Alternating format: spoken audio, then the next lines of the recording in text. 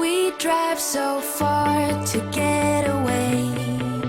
Never look back. Masih di We Trans don't Resort care Bali, about kali ini saya akan berikan tipsnya untuk Anda nih sweet pemirsa. escape. Gotta break Nah free. pemirsa, sekarang nih kalau saya bisa bilang namanya wanita itu kan sangat mementingkan penampilan. Tapi memang yang namanya alas kaki itu tidak luput dari pekerjaan kita juga, menambah kepercayaan diri kita juga. Dan saya mau nanya nih sama Mbak yang bekerja di sini, sama nggak ya sama saya? Kalau kerja harus menggunakan high heels. Halo Mbak. Dokter Raisa, apa Halo, kabar? baik. Mbak Desa apa kabar? Baik. Mbak, saya mau nanya dong. Iya, Ini bisa. kan kalau kerja di sini biasa menggunakan high heels nggak sih? Oh iya, pasti. Pasti. Pasti. Mau lihat dong coba sini, Mbak Desa sini. Oke. Nih pemirsa, buat pemirsa yang di rumah kalau misalnya dalam kesehariannya, terutama pekerjaannya sering menggunakan high heels seperti Mbak Desak ini berapa senti nih? Ini sekitar 7, 3 8? senti. Oh, kayaknya lebih tinggi nih. 7. Iya. Kayaknya 7 ini. 7 ya? 7. 7 senti nih. Pernah ngerasa pegel nggak sih? Aduh, tiap hari deh kayaknya, Dok. Tiap hari? Iya, makanya saya memberi tips juga nih buat Mbak Desak dan juga buat pemirsa di rumah yang harus terbiasa menggunakan high heels dalam pekerjaannya.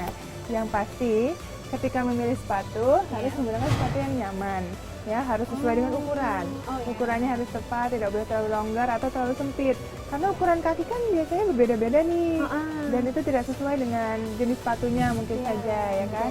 Kalau misalnya telapak kakinya itu terlalu tinggi, ya harus ditambahkan dengan pad atau tambalan kaki supaya nyaman. Jadi kakinya lebih empuk gitu. Tapi ada tipsnya juga nih. Kalau misalnya ingin melakukan peregangan, itu bisa dicoba dengan cara berikut ini. Triknya simpel dan sangat mudah, yaitu pada saat Anda berdiri, usahakan jangan menopang kuku Anda dengan kedua kaki, tapi lakukanlah secara bergantian antara kaki kanan dan kaki kiri. Lakukanlah secara bergantian dalam rentang beberapa waktu. Nah, dengan cara ini, Anda bisa bertahan dalam waktu yang cukup lama pada saat menggunakan high heel. Tujuannya supaya mengurangi tekanan pada otot betis dan juga otot paha. Oh gitu. Supaya tidak tertumpu pada keduanya. Jadi cepat lelah kalau misalnya kita berdiri pada dua kaki. Iya kan? Nah, kemudian bisa juga nih kalau misalnya kita lagi duduk, kan tadi lagi kerjanya sambil duduk nih. Iya, selalu duduk. Nah, misalnya lagi Coba duduk di nih, sini. saya praktekin ya. Nah, pemirsa di rumah juga jika Anda bekerja dalam posisi duduk tetap menggunakan high heel, tidak bisa dicopot dong ya pasti ya. Oh, nggak bisa. Nggak boleh ya. Kelihatan. Kelihatan sama customer-nya nanti kan. Nah, usahakan berubah posisinya. Jadi setiap 15 menit sekali, jangan diam dalam satu posisi. Misalnya, kaki kanan lebih maju, kaki kiri ditekuk. Ke belakang. Atau sebaliknya.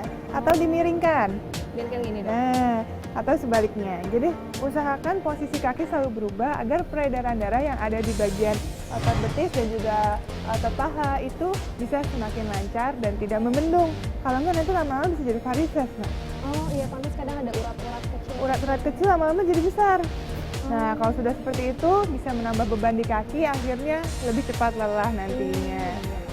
Gampang kan Mbak sebenarnya? Gampang banget sebenarnya. Iya, bisa mulai dipraktekin nih. Bisa. Jadi saya nggak mau lama-lama gangguin gitu? Mbak kerja, ntar Iya, saya iya. dimarahin sama bosnya ya. Makasih ya Mbak Terima Desak kasih. ya.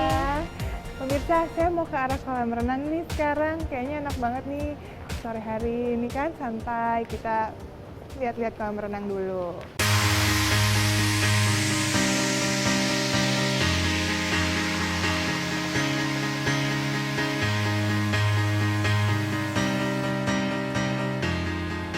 Seru banget nih pemirsa, lagi banyak yang berenang, ada yang main bola. Duh, saya mau nyamperin, ini ada anak-anak muda nih yang lagi berenang. Hai, ini lucunya ada baby kecil. Saya boleh nggak ajak ngobrol sebentar? Everybody get up. Saya mau nanya dong, kalian kalau lagi berenang gitu suka ada yang pernah ngalamin kram nggak sih? Kalau kram itu sering sih dok. Ya? Iya, kadang-kadang kalau pas berenang itu, kaki itu kadang-kadang terasa kaku, terutama kaki bagian bawah itu paling sering kram. Pas lagi berenangnya terus kram gitu ya? Sakit terus dah, aduh gimana kayak nggak bisa gerak. Oh iya bener, pasti sakit banget. Terus langsung panik nggak? Keren banget. Nah, Terus gimana dok? Kalau misalnya nih pas lagi berenang tiba-tiba kaki kita full kram, gimana dok? makanya pertama tuh tenang ya, terus kemudian tarik nafas dalam-dalam, ditahan, kemudian lakukan peregangan. Peregangan misalnya di tempat yang saat itu kita lagi kram, Jadi biarkan badan tenggelam tapi kakinya diregangkan, misalnya kaki kanan gitu ya. Diperegangkan yaitu melakukan dua hal. Yang pertama bisa dengan menarik atau meluruskan kaki. Luruskan kaki. Nah, kalau misalnya kramnya di bagian betis bagian belakang atau mungkin di paha bagian bawah, nah itu bisa tuh. Jadi kita lakukan peregangan, ditarik jari kakinya ke arah atas. Usaha bisa ditarik. Gitu. Nah ini buat pemirsa juga yang bila mengalami kram, ya lakukan peregangan ini berulang kali sampai kram itu lambat laun mulai berkurang dan menghilang. Baru mencari tepinya.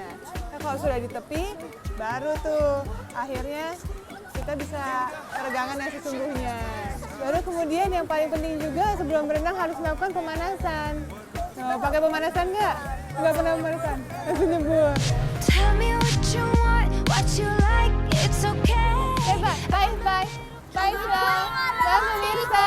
Seru banget ya liburan di Bali ini. Saya masih mau main-main sama mereka dan mungkin saya mau berenang habis ini sama mereka. Terima kasih, saya Dr. Esa Broto Asmoro. Sampai jumpa di episode dokter selanjutnya. Dah. Take me down into your paradise.